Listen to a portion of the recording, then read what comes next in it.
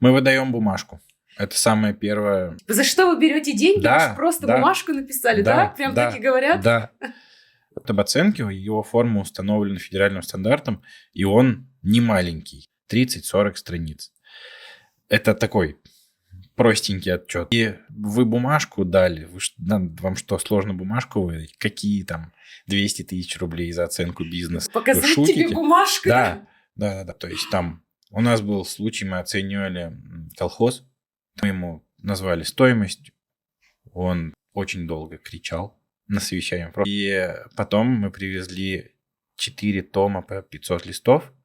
Он говорит, вот это трактат. Он сказал, что мы настоящие профессионалы, и получится поработать дальше, если нужно будет.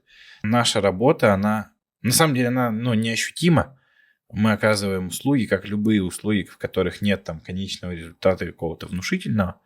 У нас проблема с обесцениванием нашей работы.